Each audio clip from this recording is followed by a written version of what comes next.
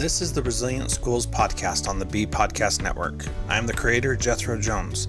In this podcast, we help schools become resilient, which means that they are able to adapt and overcome any situation that presents itself. Enjoy the show. Welcome to Resilient Schools. Today, I am excited to have on the podcast Katie Perez, another guest from SDAC. She's doing a lot over there at SDAC: project-based learning, trauma, resilience, school redesign, 4 disciplines of execution, elementary generalist, keynoter, facilitator, coach, mentor.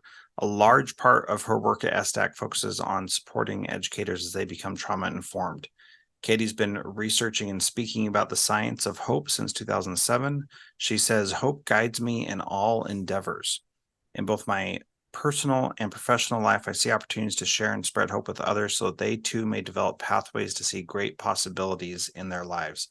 I believe in the power of engaged educators to build significant relationships with young people to encourage, inspire, and build great lives."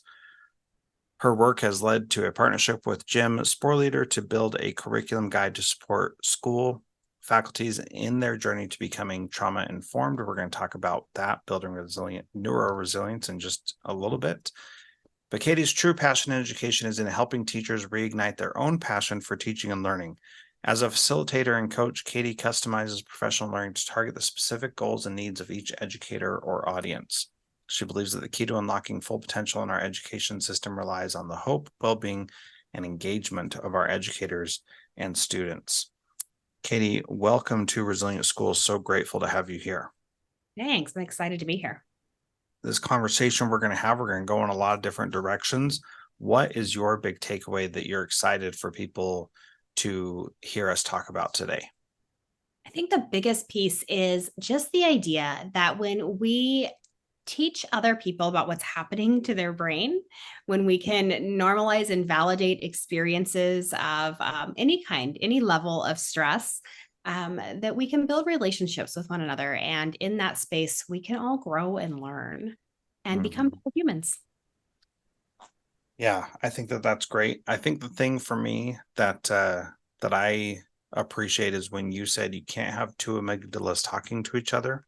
And we talk about co-regulation, how to get back into a good place where you can actually deal with the things that are going on. So looking forward to this conversation with Katie, and we will get to that in just a moment.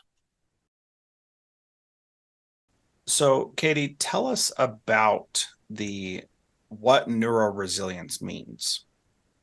And we're going to turn off our videos also, so our internet's better. So I forgot about that. So NeuroResilience is the idea that we don't know a lot about the way the brain works. And what we have learned about the way the brain works is really exploding just in the past couple of decades. And so what I found is, as I go into schools and I'm supporting teachers to help students co-regulate, we don't have language to talk to kids about what's happening in their brains and in their bodies during dysregulation. So I went and I tried to find all of the research that I could from people like Dan Siegel and Jennifer Sweeten, lots of people who had studied different centers of the brain and how they respond to stress and trauma. And I took all of that and I tried to boil it down so that it was in a way that we could hand it to kindergarten through 12th grade students to say, this is what's happening inside your brain. And then take it another step further to say, and it's normal to act this way when you're feeling stressed. From there, you can build skills that will help you develop resilience so that whenever you are feeling stressed, you can come at those forces in your life and overcome the things that are in your way, knowing that your response is normal. And yet you can always grow a little bit further. So that's kind of the idea of NeuroResilience, taking that science and combining it with growth so that we can help kids understand what's happening to them. Yeah. And when you and I were kids, don't mean to age anybody here, but when you and I were kids, the term "don't be a baby," quit crying about it, was typically how we dealt with that kind of stuff. And so what's the language that we use now? And what are some pieces of advice that you would give adults working with kids about how to have these conversations? So my favorite is that we have to kind of name to tame, right? We've heard that phrase a lot from some of our favorites. And the idea of name to tame is that with kids, they don't always have the words to express what they're feeling. And if they do, we've given them so many that it's hard for them to boil it down into really clear understandings of how they're feeling. So I prefer to just use mad, sad, glad, or afraid. And realistically, if a kid's dysregulated, I just use mad, sad, and afraid. And so when I sit down with a child, I might say, hey, things aren't going super well for you right now. I can see that you're feeling some kind of way. Is that mad, sad, glad, or afraid? And they'll usually tell me one of those three, and I'll say, thanks. So, what's that mostly about for you? And then they'll tell me, I'm really mad because my teacher's not listening to me and I don't understand the assignment. And then I just say something like, oof, that makes a lot of sense. If I don't understand something, I get really frustrated and mad too. Do you know why that's happening? And then from there, I can go into just a little bit about what's going on in their brain. And what I see when I do that is just that little conversation of helping them name the emotion and then validating and normalizing what they're experiencing. I can step into co-regulation much faster. Yeah, and for those who aren't aware, tell us what co-regulation is. Yeah, co-regulation is the idea that self-regulation is kind of a load of bull. Nobody self-regulates. If you really think about the way you calm down when you're feeling some kind of way, it's always through connection. So we can think about a little tiny baby who needs to be co-regulated by rocking, the soothing sound of a mother's voice, or a little bit those soothing rhythmic pats that we give a baby on their back. And that's co-regulation at infant level. And then as we grow up, it looks like sitting on your mom's lap or sitting next to a teacher. It looks like holding hands. As an adult, co-regulation looks like calling your best friend when you're in a really bad mood. So we always regulate through connection. Self-regulation is actually, in my opinion, almost a defense system when we don't have the relationships that are supportive to help us through stressful times. Hmm. That is really fascinating. Because I've been in a training program for the last 6 weeks about, and I've got 6 months in front of me of this, and one of the big tenets about it is that yes, connection is important, but oh, this is so interesting to me. So connection is important, but you also have to be able to control yourself and know when you need that so that you can reach out to find that connection. So one of the things that we talk about in this training is that if you are in a disagreement with somebody, one of the things that you have to recognize is that um, even if they seem like they have just the complete wrong idea, 10% of something that they say is correct. So in this situation, I'm listening to you talk about co-regulation and saying that self-regulation is baloney. And I've just spent the last 6 weeks learning how to self-regulate better.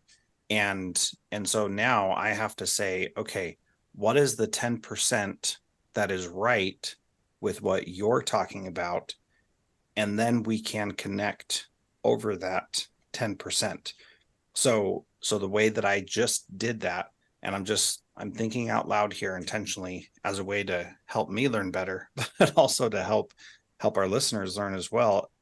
I have to look at what you're saying and say, what's the 10% that's right? And the 10% that's right is that it does help when we have other people there with us. And if we are in a disagreement or confrontation, then connecting with them is a pathway out of that. But it's not easy and it's very difficult. And what you're saying is we need to go connect with other people. Am I reading that right, Katie? Yes, yes. The critical piece is that you're connecting with other regulated people.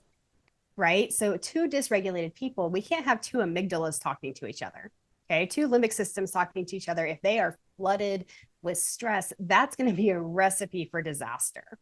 But if I am in a space where I just had a really rough conversation, I'm going to say I had a really rough conversation with a colleague, and I need to process that. Now, there are self-regulation strategies that can work, but most of the time, what we're looking for is or not. Let me see how I want to say this.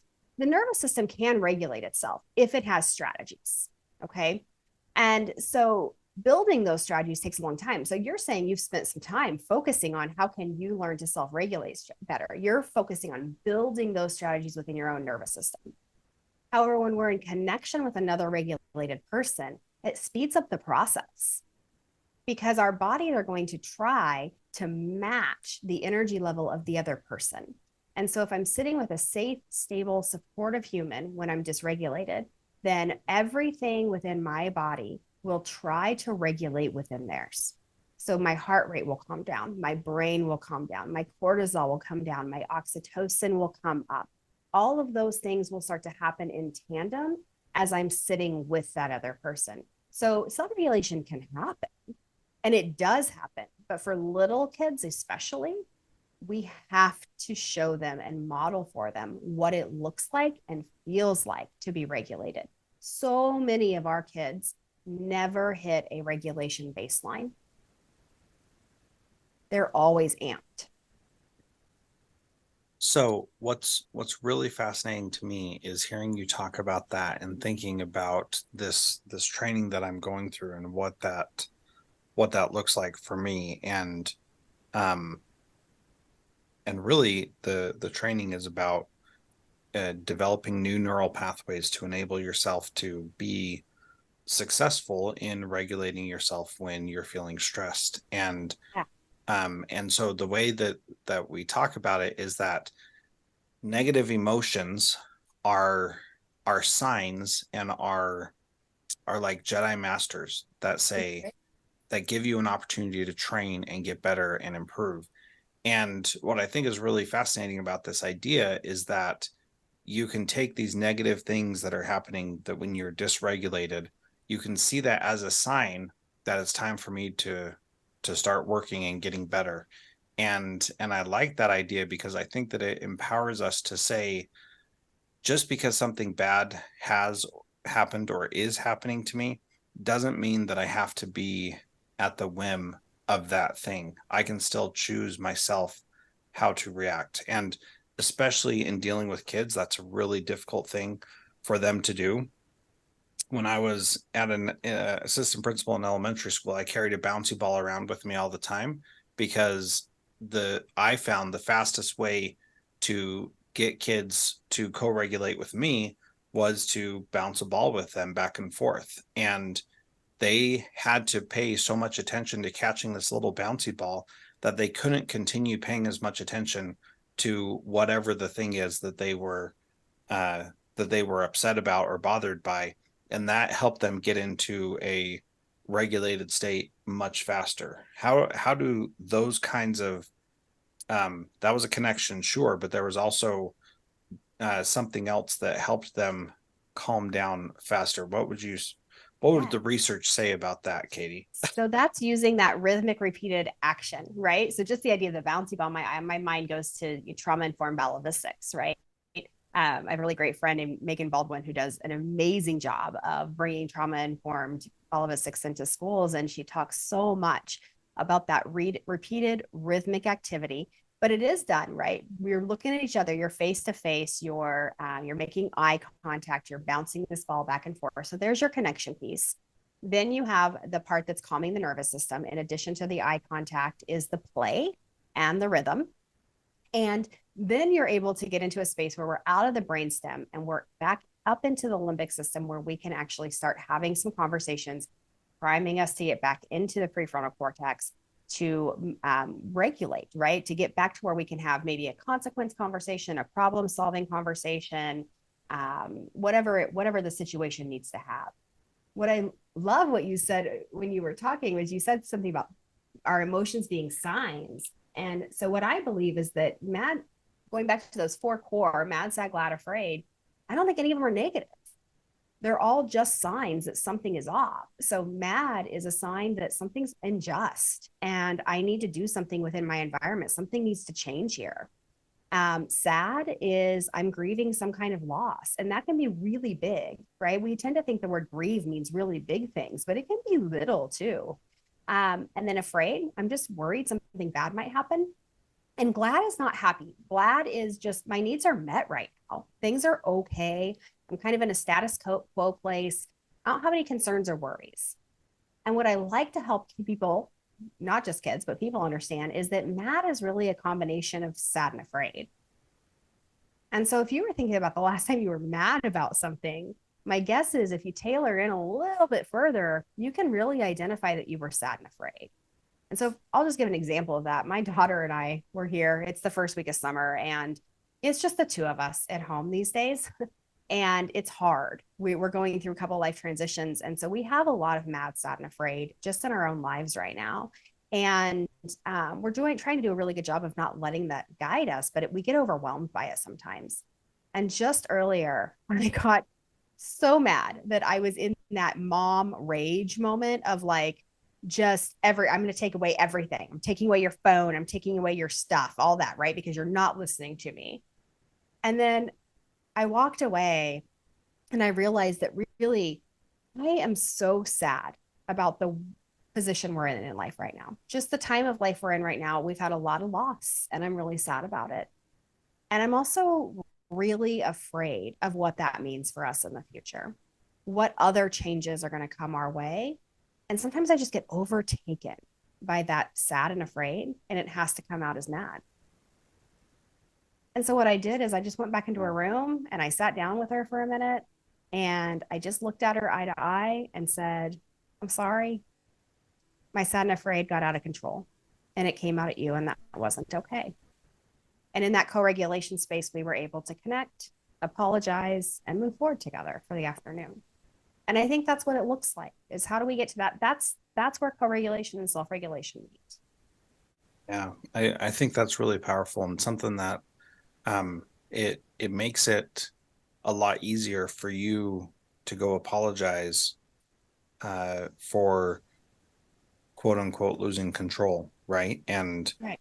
makes it easier for you to say, hey, I wasn't my best here, and Mm-hmm. I'm sorry about that, and I think that's a really powerful place to be, to give support to people who are struggling, to see that we don't think that we are perfect and we have all the right answers, but that we understand that sometimes we make mistakes too. I think that's really powerful. And just seeing those emotions as a sign and letting yourself feel them and let them move and pay attention to what they're telling you.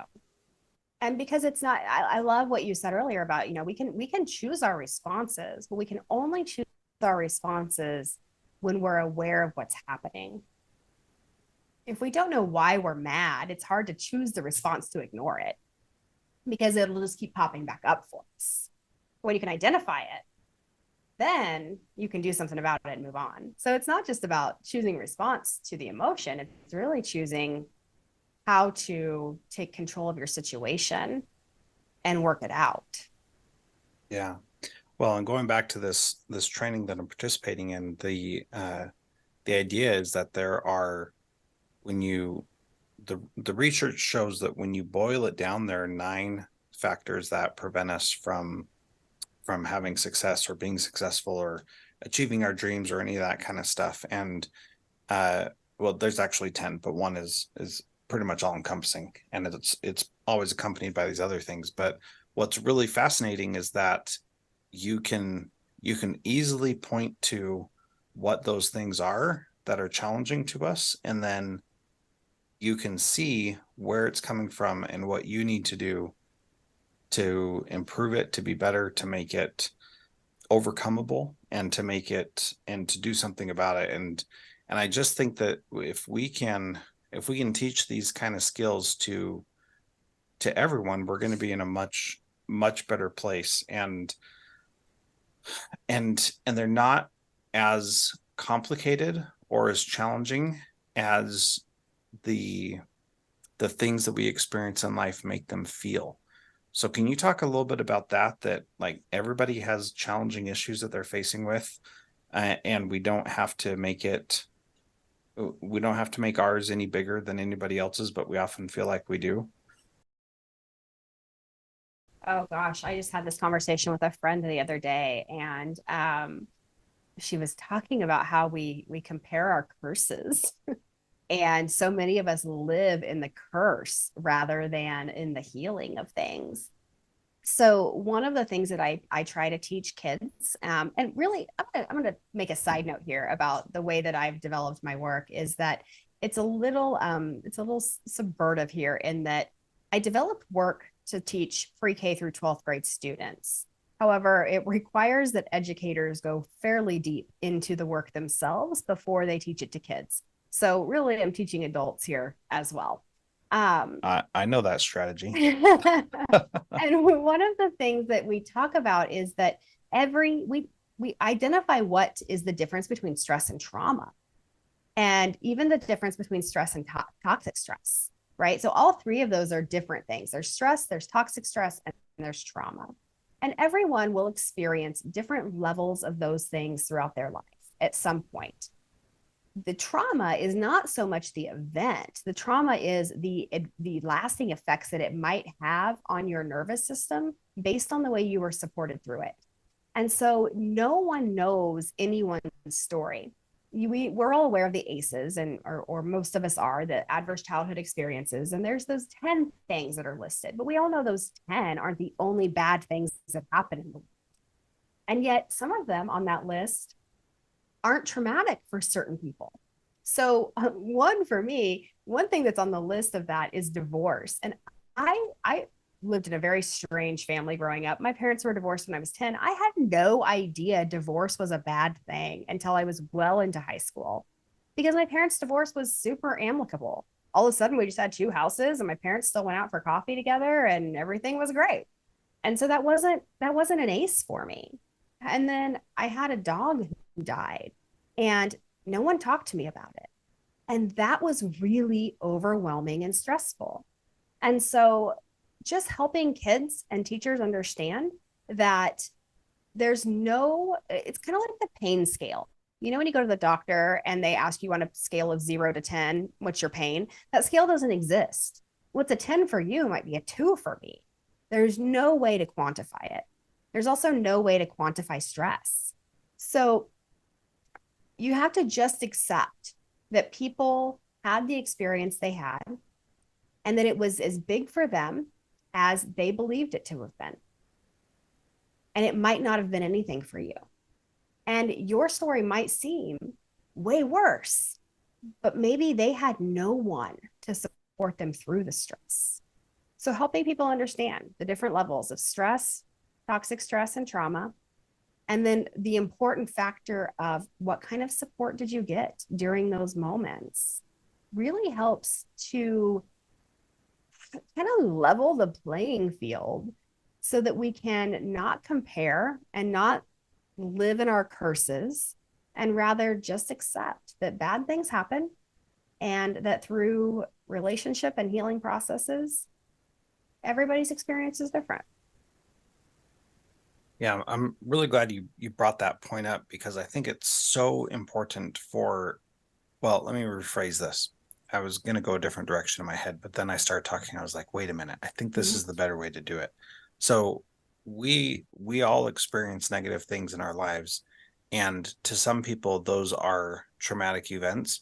It doesn't do us any good to judge whether or not they're traumatic for someone else, because whatever that was for someone, they need connection and support, is what I'm hearing you say.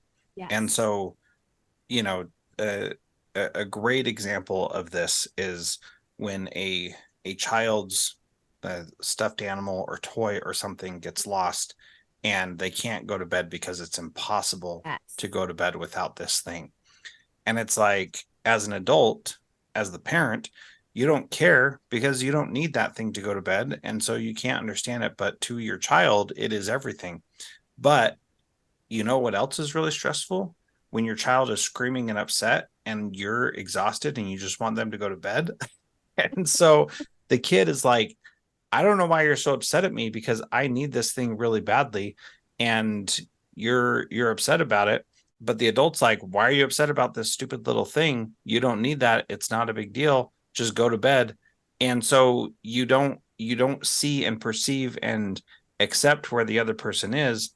And then that makes it even harder to connect and to become regulated again. We also do it to teenagers when things happen. Like, I always think of Yeah. an episode of Saved by the Bell where Kelly Kapowski gets a big pimple right before the big dance. And it's such a silly, silly example, but things like that are really stressful to teenagers, right? And we say things to them like, oh, none of this is going to matter in 5 years. And the truth is, it probably won't. And yet, in the moment, it does. It does matter right now. And so, how do we just kind of reframe those things that we say to kids about their lives not mattering in the moment? It does matter. They don't grow up and enter the real world at 18. They are born into the real world. They're living here from the moment they're Exactly. born until the end.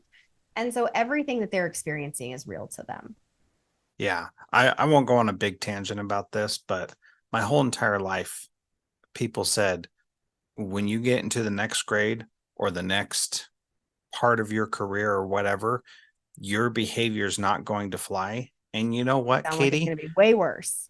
Yeah. It's my behavior flew no matter what situation I was in because people just recognized that that's who I was and they dealt with it or they didn't. And Yeah. what I hate is when we try to say, like, you're not going to be able to get away with that later because X, Y, or Z, when really we're just being cowards and pushing off consequences or something else on the next person because we don't want to deal with it right then and there. Yes. I think And that's one of the big problems within trauma responsive schools is that we think that's the way it's supposed to be, is that we're getting rid of accountability to be permissive for kids' feelings. right. Yep. And that is couldn't be further from the truth, Yeah. right? We Yep. need to acknowledge that you're feeling some kind of way. And as a result, this behavior happened. And while that feeling is normal, that behavior is unacceptable. And Right. so, what are we going to do to restore relationships?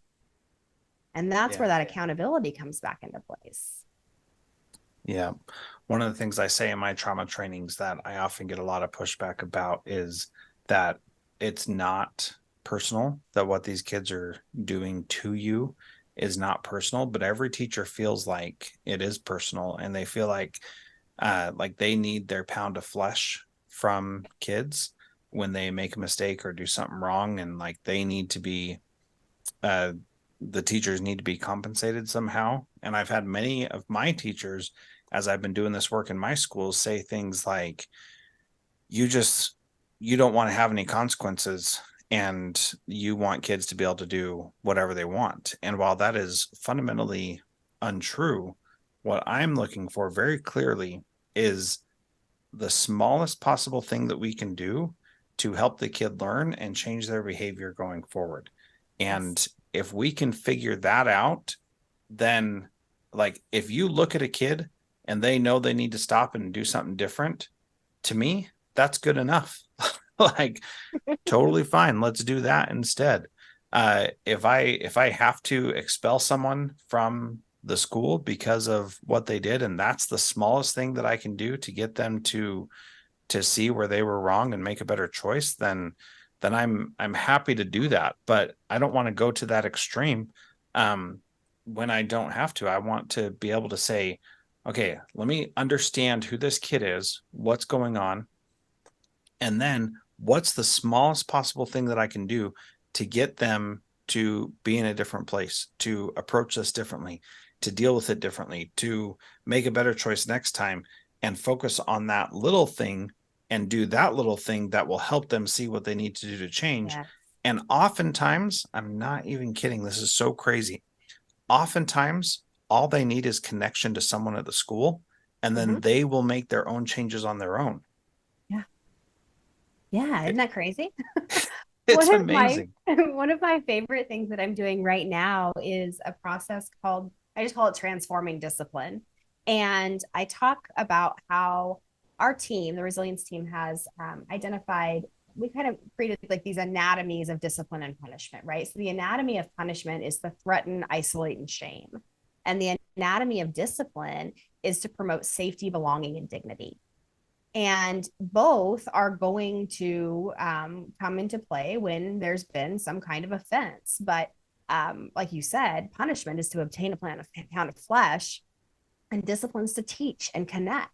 So I have teachers go through a process where we identify like what are your buttons in the classroom? What is that thing that kids do? And I try to get them to pick something small. Like for me, it's rustling papers. Like that sound of everybody shuffling their papers just drives me crazy. And so when that thing happens in your classroom, let's go back, mad, sad, or afraid. And if you said mad, what are you really sad or afraid about? And why? What is the message you're getting about yourself when that behavior is happening in your classroom? And every time I do this, I've done this with hundreds of teachers. Every time it comes down to the message they're getting is that I'm a bad teacher, or I am not liked. I'm not good enough, is what they're hearing in their head when the kid is chewing gum or is late to class or talks back. It's always about them. And so then we walk that through a process of the social discipline window. And when you think about behaviors that are happening in the classroom, what does it look like if you take something from a permissive standpoint? What does that same consequence look like if you're being neglectful? What does it look like if you're being punitive? And what does it look like when you're being restorative? And it's a fascinating staff development exercise to have all of these teachers identifying small little behaviors that just eat our time and realizing they're not about us. It's not, it's very rarely about us. Yeah, I'd say almost never. I have a hard time thinking of clear examples where it really was about the person, except in situations where the the person went so far that they that that it then became the mission of that kid to disrupt the teacher. Like for example, when I was in fourth grade and I really did not like my teacher, I was difficult just to spite him and caused him trouble just to spite him. But that was because the relationship had deteriorated to such a point that I felt like there was no way to repair it. And so I was just going to, do whatever I could to make his life miserable because I felt like that's what he was doing to me. And obviously not a good idea. But I think that guy was a terrible teacher, and he was part of the reason why I became a teacher, to make sure that kids would never experience that kind of thing with me, because I just thought he was so awful. Now, that was my An example perception.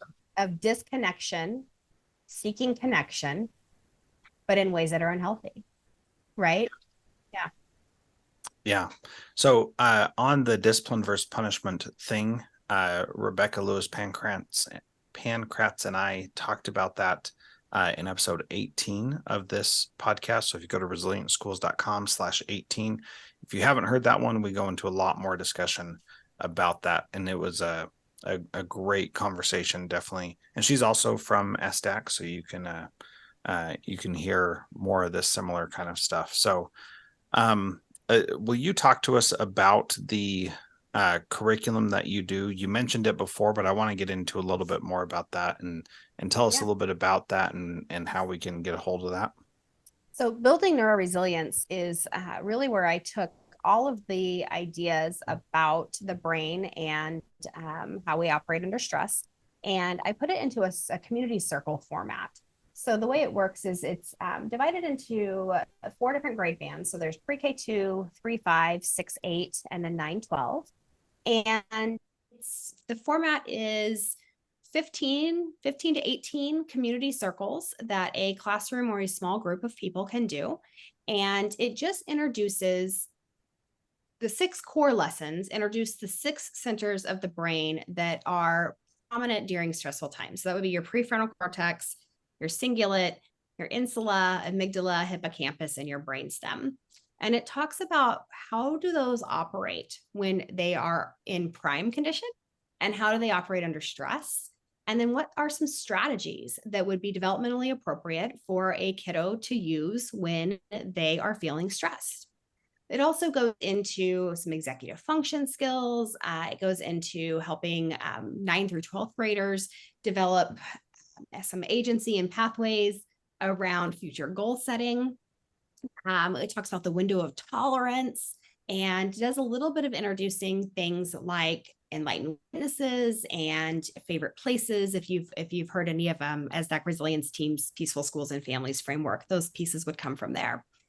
The ultimate goal is for pre-K through 5th grade students to develop an emotional first aid plan. So they go through this curriculum with their teacher, and the whole time they're collecting strategies and tools that they can use whenever they're feeling dysregulated. And that emotional first aid plan travels with them from class to class so that if they're in PE and they need to use a grounding strategy, that teacher has quick access to know what strategy does that kid prefer and can help them use it. In 6th through 12th grade, students end up completing a capstone project where they create something that shows what they've learned about themselves and how they operate under stress.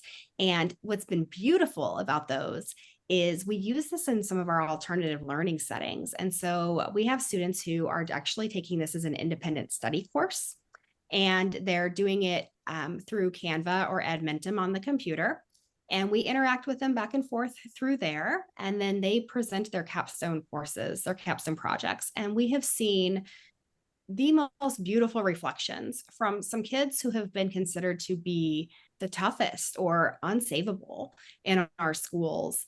And they are realizing that there's nothing wrong with them and that they are absolutely capable of growth. So that's kind of how the curriculum's set up. The other thing that it includes that is super exciting for me is we worked with Stop It Solutions and their app Help Me.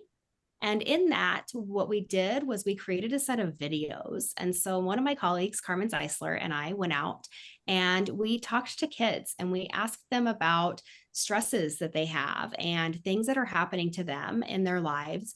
And we turned it into a little mini lesson about the brain and what part of their brain might be over or underactive during that type of stress. And then we cartoonized the kids and had them record their story and did a little bit of a teaching moment for them. And those are actually accessible on the Help Me app through Stop It Solutions so that people can just access little in-the-minute brain lessons when they need them. We have everything on there from a kiddo who is just frustrated because he has too much homework during the day and he can't keep on top of all of it. And then another who has a recollection of being in a store that was being robbed at gunpoint when he heard a car backfiring in his neighborhood. That sound of the car backfiring brought back that memory, and he didn't know how to calm down. So just really cool examples of kids sharing that this stuff really happens to them. And every one of them ended their story with something along the lines of, what's wrong with me? Mm-hmm. And when I could say, nothing's wrong with you, this part of your brain was doing something funny, they all just breathed a sigh of relief. And so it's magical. It's one of those things that you sit at your desk and you write and you think, oh, these are some good lessons. I would like to teach these in a classroom. And then you start seeing the impact that they're having on kids and teachers. And it's just one of those moments where you were able to pull the right resources together to get them into the hands of teachers for a really, really awesome outcome. Yeah, very cool. So if people want to take that course, there's a link in the show notes at resilientschools.com/22, which is this episode, where people can go check that out. And the Building NeuroResilience is the course at online katie.sdac.org.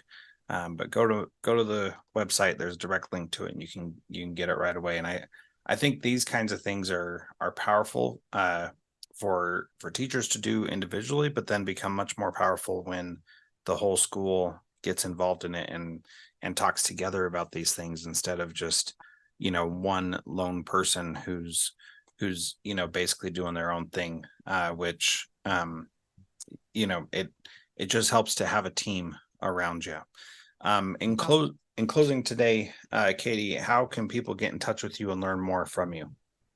Yeah. So one of the best places is just our website has some contact information, tells a little bit more about what the resilience team does. And so that's sdac.org. So on Facebook, you can find me at facebook.com/katie.perez.311. You can find me there, and I like to connect with teachers and share a lot of resources in that space. And then we have our own podcast series, Resilience Conversations, where we share a lot more about the work that we're doing out into the world. Okay, great. Thank you so much. And I appreciate you being part of Resilient Schools. And thanks for your work and dedication to this topic. Thanks.